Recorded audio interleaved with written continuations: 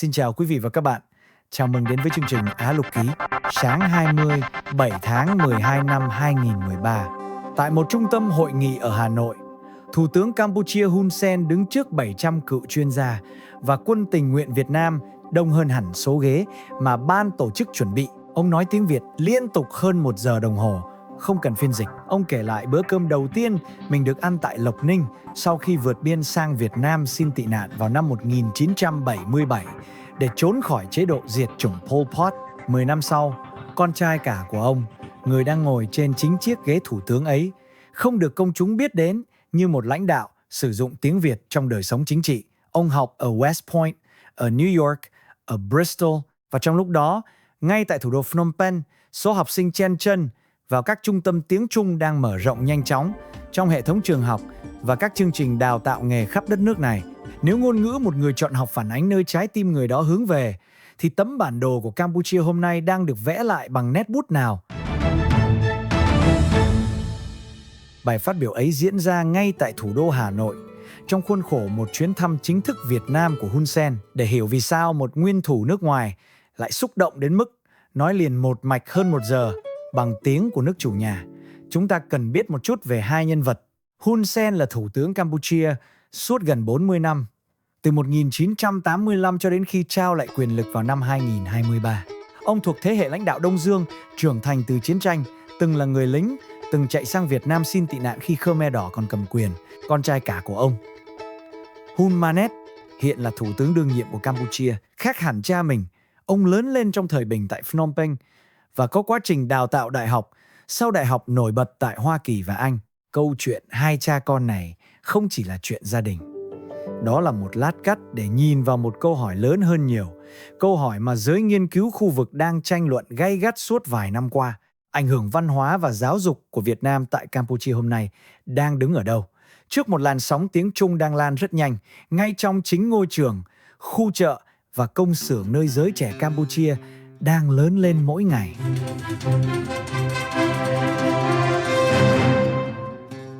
Hãy quay lại buổi sáng ngày 20 tháng 6 năm 1977.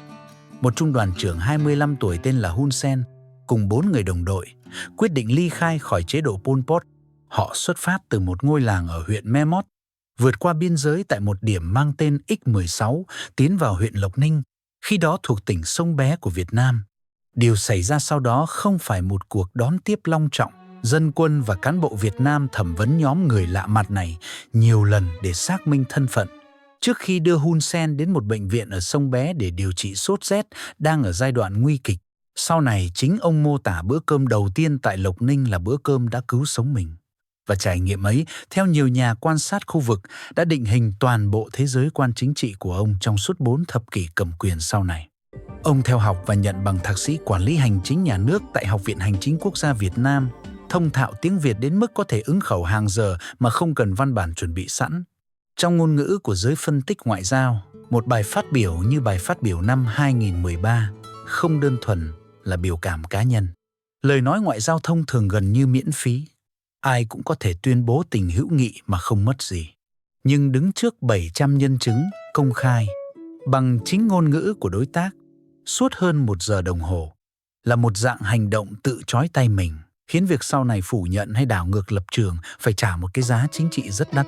Đó là lý do khoảnh khắc ấy vẫn được nhắc lại nhiều năm sau. Nó không chỉ là một câu chuyện xúc động, nó là một tín hiệu tốn kém, thứ không thể làm giả bằng lời nói suông. Giờ hãy nhìn sang con trai ông. Năm 1995, ở tuổi 18, Hun Manet gia nhập quân đội Hoàng gia Campuchia. Cùng năm đó, ông trúng tuyển vào Học viện Quân sự West Point tại Hoa Kỳ. Theo một số tư liệu, suất học của ông khi đó nằm trong một hạn ngạch học bổng do Thái Lan tài trợ cho sinh viên quốc tế. Ông là người Campuchia đầu tiên bước chân vào ngôi trường quân sự danh giá bậc nhất nước Mỹ này. Và tốt nghiệp năm 1999 là một trong chỉ 7 sinh viên quốc tế ra trường năm đó, giữa một khóa học có hơn 900 học viên. Sau đó ông học thạc sĩ kinh tế tại Đại học New York, rồi lấy bằng tiến sĩ kinh tế tại Đại học Bristol của Anh vào năm 2008. Giữa chừng, theo một bài viết của chính Hun Sen trên mạng xã hội được báo chí quốc tế trích lại, ông còn có một đợt thực tập tại Ngân hàng Thế giới và trong thời gian đó được cử đi công tác tại Cộng hòa Congo. 2 tấm bằng, 2 ngôi trường, 2 ngôn ngữ vận hành tư duy, khác nhau hoàn toàn. Giai đoạn Hun Sen trưởng thành, động cơ sống còn của Campuchia là thoát khỏi diệt chủng và nội chiến. Và trong bối cảnh đó, mối quan hệ ân tình với Việt Nam là tài sản chiến lược quý giá bậc nhất mà đất nước này có. Giai đoạn hiện tại, động cơ sống còn của Campuchia đã dịch chuyển sang tăng trưởng kinh tế, việc làm và hạ tầng cho một dân số trẻ đang tăng nhanh. Và gần như bất kỳ ai ngồi vào ghế lãnh đạo hôm nay, dù có nền tảng giáo dục nào, cũng sẽ phải trả lời cùng một bài toán ràng buộc đó. Nói cách khác, sự thay đổi trong cách Campuchia nhìn nhận các đối tác của mình ít nằm ở việc một cá nhân học ở đâu, và nằm nhiều hơn ở việc động cơ sống còn của cả một quốc gia đã dịch chuyển. Và một khi câu hỏi đã đổi, mọi mối quan hệ dựa trên lịch sử, dù sâu đậm đến đâu, cũng buộc phải bước lên cùng một bàn cân với mọi đối tác khác, bất kể ý muốn chủ quan của bất kỳ cá nhân lãnh đạo nào. Vậy nếu ngôn ngữ của ngoại giao ân tình không còn là đồng tiền có giá trị mặc định, Việt Nam còn nắm giữ đồng tiền nào khác để đặt lên bàn cân đó?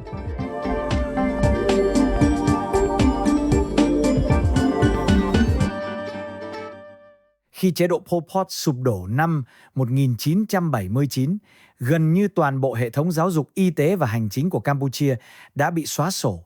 Phần lớn tầng lớp trí thức nước này không còn sống sót trong hơn một thập kỷ sau đó. Từ năm 1978 đến năm 1989, Việt Nam đã cử gần 35.000 cán bộ và chuyên gia dân sự sang giúp bạn, được tổ chức qua nhiều đầu mối khác nhau.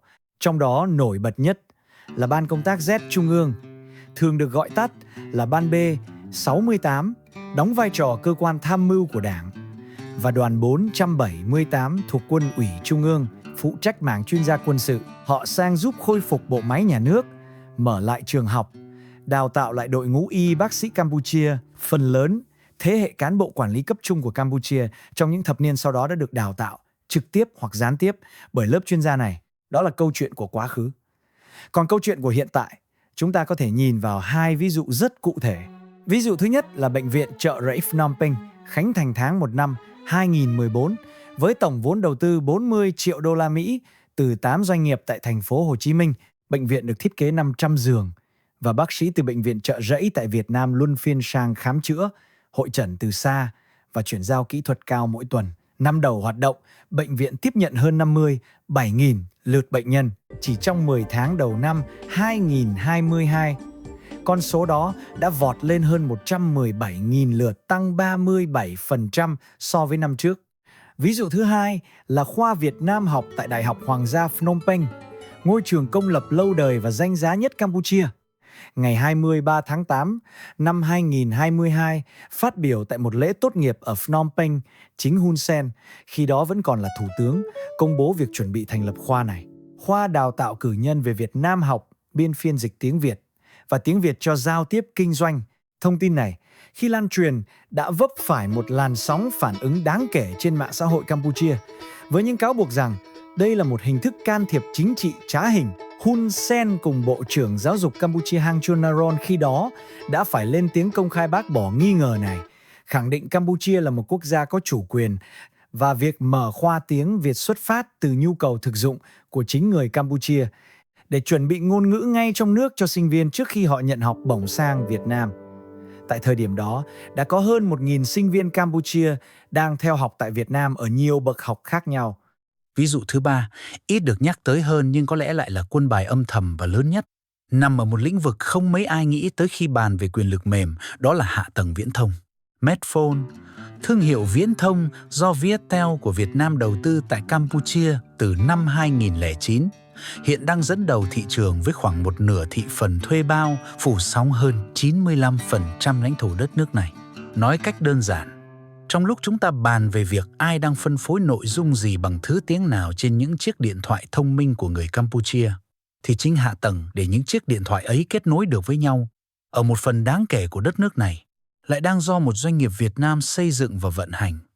Theo số liệu công bố cùng thời điểm đó, số sinh viên này phân bổ khoảng 700 người học ở khu vực phía Bắc và 300 người học ở khu vực phía Nam Việt Nam, trong tổng số khoảng 22.000 sinh viên quốc tế. đang học tại Việt Nam theo thống kê cùng giai đoạn, sinh viên Lào và Campuchia cộng lại chiếm gần 80%. Còn ở cấp độ khung khổ hợp tác đa phương, một cơ chế mang tên Tam giác phát triển giữa Campuchia, Lào và Việt Nam, tồn tại từ năm 1999, đã bị Campuchia tuyên bố rút lui vào tháng 9 năm 2024 sau một làn sóng phản đối trong nước. Đây là một câu chuyện thuộc về ngoại giao và chính trị khu vực. Không phải trọng tâm của chương trình hôm nay nên chúng ta sẽ không đi sâu. Điều đáng nói hơn với chủ đề của chúng ta là điều xảy ra ngay sau đó. Quan hệ giáo dục và y tế giữa hai nước không hề đóng băng theo. Tháng 2 năm 2026, lãnh đạo cao nhất của Đảng Cộng sản Việt Nam đã tới thăm Phnom Penh và cùng Hun Sen chứng kiến lễ ký các văn kiện hợp tác mới. Các tỉnh biên giới hai nước cũng vừa ký thêm một biên bản hợp tác cho giai đoạn 2026 đến 2028, tập trung vào trao đổi thông tin, học bổng và đào tạo nghề. Tại sao một khung khổ hợp tác tầm quốc gia được xây dựng công phu suốt 25 năm lại có thể tan rã chỉ trong vài tháng trước áp lực của dư luận mạng xã hội? Trong khi một bệnh viện, một khoa tiếng Việt nhỏ bé trong một trường đại học hay thậm chí một mạng viễn thông phủ khắp cả nước lại tiếp tục tồn tại, thậm chí phát triển ngay giữa chính làn sóng dư luận ấy. Giới nghiên cứu quan hệ quốc tế có một cách gọi tên cho tình huống này: trò chơi trên hai bàn cờ. Mọi chính phủ đàm phán với một đối tác bên ngoài, đồng thời phải đàm phán với chính công chúng và các lực lượng chính trị trong nước, và một thỏa thuận, dù hợp lý đến đâu ở bàn cờ bên ngoài, chỉ tồn tại được nếu vùng chấp nhận được ở bàn cờ trong nước không bị xuyên thủng. Tam giác phát triển ba nước dù mang lại lợi ích kinh tế thực chất lại là một biểu tượng quá lớn và quá trừu tượng để đa số công chúng cảm nhận trực tiếp trong đời sống. Khi các nhóm đối lập và dư luận mạng xã hội biến nó thành câu chuyện về chủ quyền lãnh thổ, chính phủ gần như không còn lựa chọn nào khác ngoài việc lùi bước, bất kể lập luận kinh tế đúng đắn đến đâu ở bàn cờ bên ngoài. Ngược lại, một ca cấp cứu được cứu sống, một tấm bằng cử nhân giúp tìm được việc làm, hay một cuộc gọi điện thoại kết nối được tới người thân không hề đi qua bàn cờ trong nước đó. Chúng chạm thẳng vào đời sống của một cá nhân cụ thể, không cần thông qua bất kỳ sự phê chuẩn chính trị tập thể nào, nên gần như miễn nhiễm với làn sóng dân túy, có thể đánh sập một hiệp định cấp nhà nước chỉ trong một mùa hè. Nói cách khác, những quân bài nhỏ và thiết thực nhất lại chính là những quân bài bền nhất, không phải vì chúng nhỏ, mà vì chúng không bao giờ phải đi qua bàn cờ trong nước đầy biến động của đối phương. Nhiều khả năng, đây sẽ tiếp tục là quy luật vận hành trong những năm tới. Các khung khổ hợp tác mang tính biểu tượng nhà nước giữa Việt Nam và Campuchia sẽ còn dễ tổn thương trước làn sóng dân túy, trong khi các kết nối cấp dịch vụ và cá nhân sẽ tiếp tục là nền tảng bền nhất. Một chỉ báo đáng theo dõi trong thời gian tới, đó là cách các cơ chế hợp tác mới giữa hai nước được thiết kế. Nếu ngày càng nhiều thỏa thuận được chia nhỏ thành các dự án cụ thể, ít tính biểu tượng, thay vì những khung khổ đa phương lớn mang tên gọi hoành tráng, đó sẽ là dấu hiệu cho thấy bài học từ sự sụp đổ của tam giác phát triển đã thực sự được rút ra.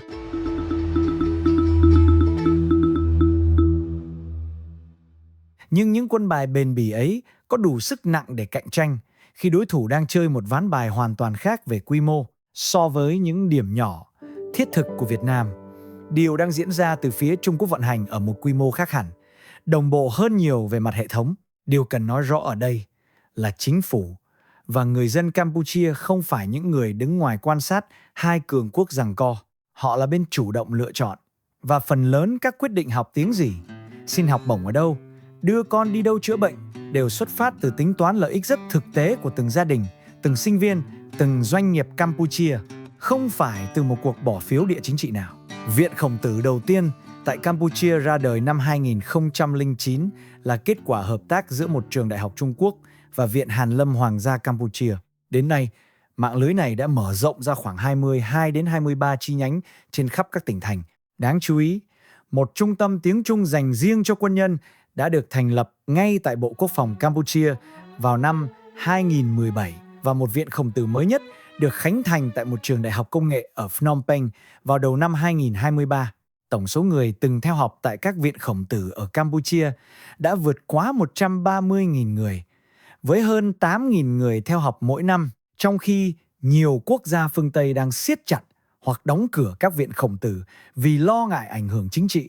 Campuchia lại là một trong những nơi hoan nghênh và mở rộng mô hình này mạnh mẽ nhất thế giới. Song song, đó là học bổng của chính phủ Trung Quốc.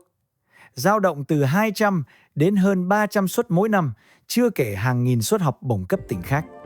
Mức hấp dẫn tài chính của các suất học bổng này rất đáng kể. Bên cạnh miễn học phí và ký túc xá toàn phần, sinh viên còn nhận trợ cấp sinh hoạt hàng tháng, tương đương khoảng 350 đến gần 500 đô la Mỹ tùy bậc học, một con số cao hơn đáng kể so với các suất học bổng hiệp định của Việt Nam. Nhưng có lẽ nước cờ đáng chú ý nhất không nằm ở ngôn ngữ hay học thuật, mà ở đào tạo nghề. Tháng 10 năm 2018, một trung tâm mang tên Luban Workshop được khánh thành tại Học viện Bách khoa Quốc gia Campuchia ở Phnom Penh, được phía Trung Quốc giới thiệu khi đó là dự án Luban lớn nhất thế giới. Mô hình này đào tạo thợ máy, kỹ thuật viên bảo dưỡng ô tô, vận hành thiết bị điều khiển số, sử dụng toàn bộ máy móc và tiêu chuẩn kỹ thuật do Trung Quốc cung cấp. Ý nghĩa của mô hình này sâu hơn vẻ ngoài của nó rất nhiều. Một sinh viên học tiếng Trung có thể sau này chọn không dùng đến ngôn ngữ ấy nữa. Nhưng một kỹ thuật viên đã quen tay với một loại máy móc, một chuẩn công nghệ, một hệ sinh thái thiết bị cụ thể, thường sẽ tiếp tục vận hành trong chính hệ sinh thái đó suốt cả sự nghiệp, vì chi phí chuyển đổi sang một chuẩn khác là quá lớn. Nói cách khác, đây không phải quyền lực mềm theo nghĩa cổ điển, kiểu phim ảnh hay ẩm thực khiến người ta yêu thích một nền văn hóa. Đây là quyền lực mềm được thiết kế theo một trình tự rất thực dụng. Ngôn ngữ mở cửa, tay nghề khóa chặt và cuối cùng là đồng lương níu giữ. Và tầng thứ tư của cỗ máy này nằm ở không gian thông tin, Fresh News. Mạng lưới tin tức trên điện thoại di động có tầm ảnh hưởng lớn nhất Campuchia hiện nay với hàng triệu người theo dõi, đã ký một biên bản ghi nhớ hợp tác với Tập đoàn Truyền thông Trung Quốc vào tháng 4 năm 2025, nhân chuyến thăm cấp nhà nước của Chủ tịch Trung Quốc tới Campuchia. Qua kênh này, nội dung tin tức bằng tiếng Khmer về thế giới bên ngoài, bao gồm cả tin tức về chính Trung Quốc, được phân phối trực tiếp tới hàng triệu chiếc điện thoại mỗi ngày. Một năng lực phân phối thông tin bằng ngôn ngữ bản địa mà Việt Nam, tính đến hiện tại, chưa từng thiết lập được ở quy mô tương đương. Đáng chú ý, biên bản ghi nhớ này không được ký vào một ngày làm việc bình thường, mà đúng vào khung thời gian của chuyến thăm cấp nhà nước nói trên. Trong ngôn ngữ giải mã tín hiệu ngoại giao, việc gắn một thỏa thuận truyền thông vào đúng lịch trình một chuyến thăm cấp cao hiếm khi là sự trùng hợp ngẫu nhiên.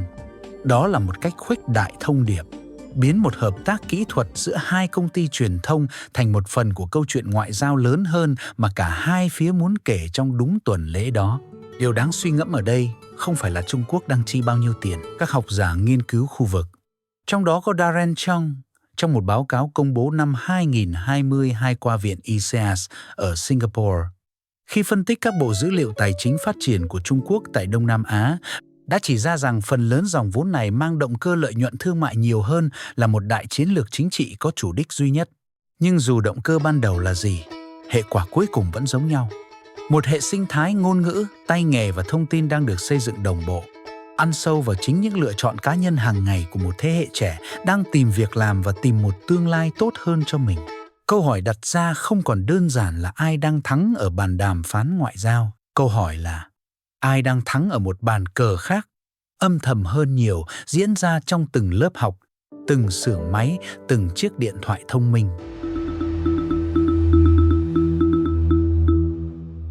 Giới học thuật nghiên cứu Campuchia hiện chia thành hai giả thuyết đối lập khi lý giải hiện tượng chúng ta vừa mô tả. Cách hữu ích nhất để đánh giá chúng không phải là chọn phe cảm tính mà đặt hai giả thuyết cạnh nhau và hỏi bằng chứng nào thật sự phân biệt được chúng. Giả thuyết thứ nhất, tiêu biểu là học giả Sofal Ear tại Đại học Arizona State, cho rằng Campuchia về bản chất đã trở thành một dạng nhà nước phụ thuộc vào Bắc Kinh, nơi giới tinh hoa chính trị sẵn sàng đánh đổi phần lớn quyền tự chủ chiến lược để đổi lấy sự bảo trợ kinh tế toàn diện. Học giả John Searchery, khi phân tích mô hình quan hệ bảo trợ giữa các quốc gia, cũng cho rằng dạng quan hệ bất đối xứng này thường đi kèm một sự phục tùng chính trị nhất định từ phía nước nhỏ hơn. Giả thuyết thứ hai, đại diện là các học giả như Trang Vanarith tại Viện Tầm nhìn châu Á, phản bác mạnh mẽ cách gọi tên đó. Họ cho rằng Campuchia đang thực thi một chiến lược phòng bị rủi ro có tính toán, tận dụng nguồn vốn khổng lồ mà Trung Quốc sẵn sàng cung cấp nhanh chóng, điều mà các định chế tài chính phương Tây thường không đáp ứng kịp để hiện đại hóa hạ tầng. trong khi vẫn cố giữ lại một biên độ đa dạng hóa quan hệ khi cần thiết để phân định giữa hai giả thuyết. Cách hữu ích hơn không phải hỏi bằng chứng nào ủng hộ mỗi bên, vì cả hai đều có bằng chứng ủng hộ. Cách hữu ích hơn là hỏi, nếu giả thuyết phụ thuộc hoàn toàn là đúng, chúng ta lẽ ra phải thấy điều gì mà thực tế lại không thấy? Nếu Campuchia đã thực sự trở thành một nhà nước chư hầu theo đúng nghĩa, lẽ ra nước này phải rời khỏi hoặc làm suy yếu các cơ chế đa phương không do Trung Quốc dẫn dắt, như Hiệp hội các quốc gia Đông Nam Á hay Ủy hội sông Mekong. Nhưng như nhà báo David Hart chỉ ra khi bình luận về việc Campuchia rút khỏi khung hợp tác ba nước, điều đó đã không xảy ra. Campuchia vẫn ở lại, vẫn tham gia đầy đủ các cơ chế đó. Sự vắng mặt của một hành động lẽ ra phải có. Nếu giả thuyết phụ thuộc hoàn toàn là đúng, chính là bằng chứng có giá trị chẩn đoán cao nhất trong toàn bộ hồ sơ này. Nó không bác bỏ ảnh hưởng sâu rộng của Trung Quốc, nhưng loại gần như hoàn toàn phiên bản cực đoan nhất của giả thuyết chư hầu. Đến đây, một người phản biện có thể đặt câu hỏi ngược lại. Nếu Campuchia vẫn giữ được không gian tự chủ như vậy ở cấp nhà nước, tại sao lại rút khỏi chính cơ chế hợp tác ba nước với Việt Nam và Lào, một cơ chế nhỏ hơn nhiều so với Hiệp hội các quốc gia Đông Nam Á? Câu hỏi này hoàn toàn xác đáng, và câu trả lời nằm ở chính điều đã phân tích ở phần trước. Tam giác phát triển tan rã không phải vì áp lực từ Bắc Kinh, mà vì áp lực từ chính bàn cờ trong nước của Campuchia. Đây là hai cơ chế thất bại vì hai lý do gần như không liên quan đến nhau, và việc gộp chung chúng vào một câu chuyện duy nhất rằng Campuchia đang rời xa Việt Nam để ngả hẳn về Trung Quốc là một cách diễn giải đơn giản hơn nhiều so với những gì bằng chứng thật sự cho thấy. Hai giả thuyết này đã được tranh luận nhiều năm, và cả hai đều tập trung ở cấp độ nhà nước. Nhưng có một tầng mà cả hai dường như chưa dành đủ chỗ để phân tích sâu, đó là tầng của những lựa chọn cá nhân hàng ngày. Báo cáo thường niên về hiện trạng Đông Nam Á, do Viện ICIAS tại Singapore thực hiện hàng năm với đối tượng khảo sát là giới hoạch định chính sách, học giả, doanh nhân và các nhà quan sát khu vực, chứ không phải một cuộc thăm dò dân số chung, mang đến một con số rất đáng chú ý.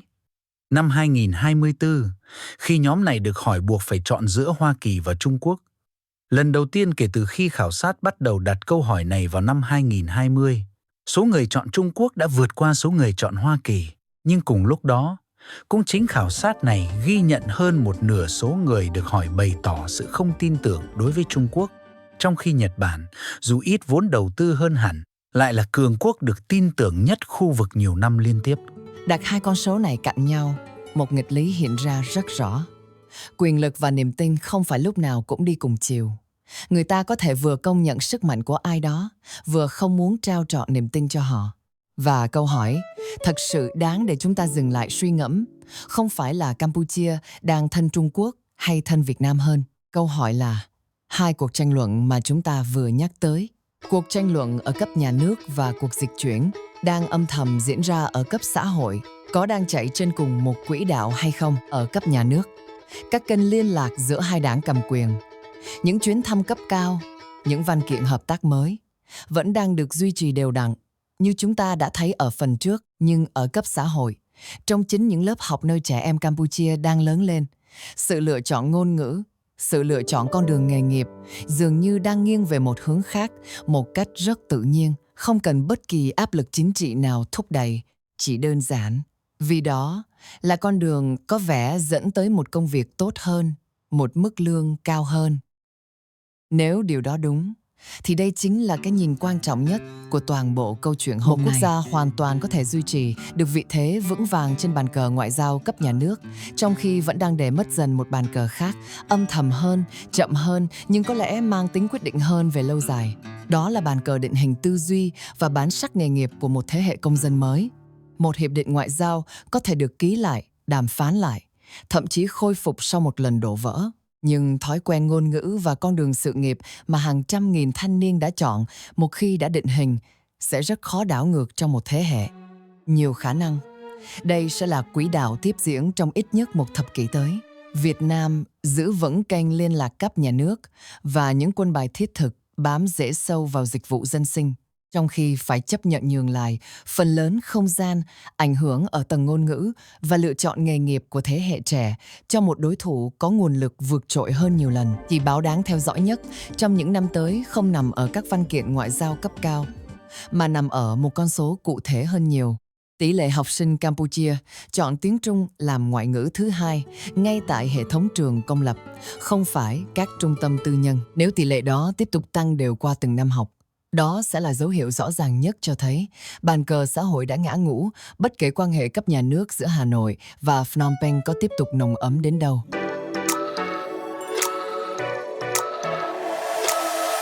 Hãy quay lại hình ảnh chúng ta bắt đầu. Hun Sen đứng trước 700 cựu chuyên gia Việt Nam, nói một thứ tiếng không phải tiếng mẹ đẻ của mình, trôi chảy đến mức như thể đó chính là ngôn ngữ ông đã lớn lên cùng. Đó là di sản của một thời đại, khi vận mệnh của hai dân tộc từng gắn chặt vào nhau đến mức một người đàn ông có thể mượn ngôn ngữ của người khác để kể câu chuyện đời mình.